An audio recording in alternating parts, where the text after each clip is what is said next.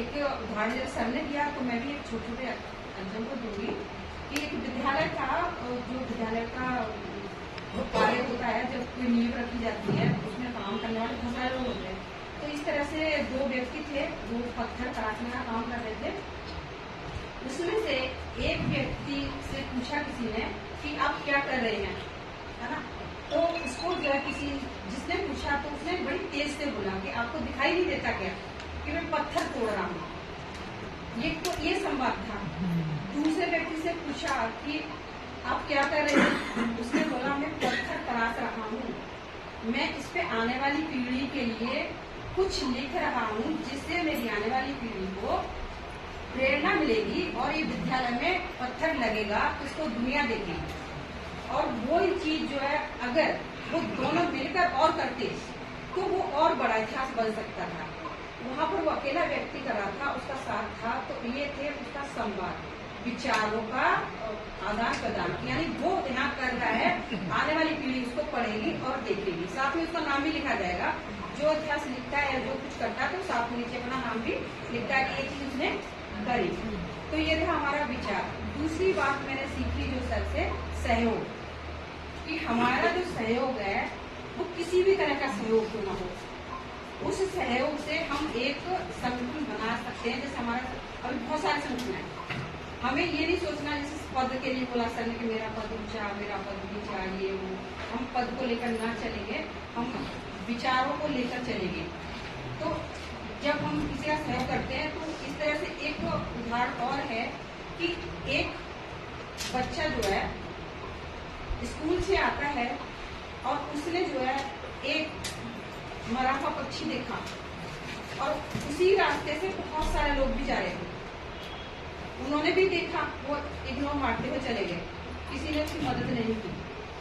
लेकिन उस बच्चे ने उसको उठाया, उसको अपने रुमाल से साफ किया, उसको साइड में रखा जहां से वो उड़ सकता है। तो उसने कोई बहुत बड़ा काम नहीं किया, लेकिन उसने कोई इतिहास भी नहीं बनाया, लेकिन उसने उस पक्षी की जान बचाकर उसकी जिंदगी जरूर बचा दी। तो ये था हमारा जो है, जो हमने दूसरी चीजें सहयोग, अगर हम किसी की मदद करते हैं ना, तो कोई इंसान डूब रहा है, कहते नहीं तिनके का सहारा ना हो, तिनके का सहारा। तो अगर हमें किसी का सहायता कर देंगे, चाहे मिशनरी है, चाहे कोई घर में महिला का लड़ाई झगड़ा हो रहा है, या कोई बच्चा गरीब है, या किसी को कुछ देना है, अगर हम सहयोग से अगर उसको उठा सकते हैं तो ये हमारा बहुत बड़ा त्याग रहेगा। और अगर बाबा साहब चाहते तो हम लोग नहीं करते। अगर वो यहाँ पर रहते हुए उन्होंने पढ़ाई कहाँ पर करी, अमेरिका में, लेकिन सोच किसके बारे में रहे थे, हमारे बारे में। अगर वो नहीं सोचते हमारे बारे में तो हम यहाँ तक नहीं पहुँचते। आज हमारे पास कोट पैंट टाई साड़ी आकर काम किया ना हमारे लिए। हम जब तक सहयोग नहीं करेंगे, किसी की करुणा नहीं जानेंगे तो हम आगे नहीं बढ़ सकते। इसी तरह से हमारा तीसरा जो है संवेदनशीलता, किसी के लिए दया, करुणा, मतलब जब तक हम जो एक दूसरे के लिए भाईचारा नहीं लाएंगे, दूसरे के लिए करुणा नहीं लाएंगे, तो हम कैसे किसी के बारे में लिखेंगे।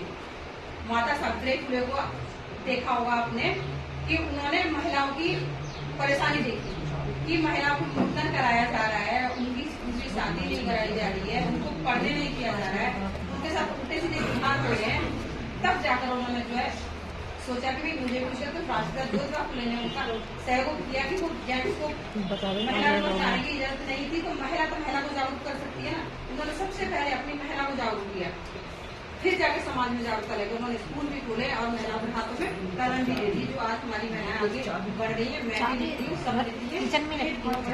योगा रहा हमारी सावित्री फुले का, और इस यहाँ पर त्याग रहा हमारी माता रमाबाई का, और सहयोग रहा हमारी फातिमा शेख का, मेरे साथ नहीं देती। मैं ज्यादा बड़ी बात नहीं कहूँगी, इतनी बात कहूंगी कि हम लोगों को एकजुट होना है, ना कि हमें ऊंचा नीचे, क्योंकि ऊंची नीचे की दीवार तो बाबा साहब ने 1949 में तोड़ दी। तो हम लोगों को भी ये दीवार तोड़नी है और संगठन को आगे बढ़ाना है। और जो हमारे साथ जो काम कर रहे हैं सारे बहुत सारी हैं, रमेश सर जी हैं, ममता अम्बेडकर जी हैं, जितना ज्यादा प्रचार मैं समझती हूँ गाजियाबाद में चल रहा है, वो शायद ही कहीं चल रहा होगा। और उसकी जो उसके लिए हम जो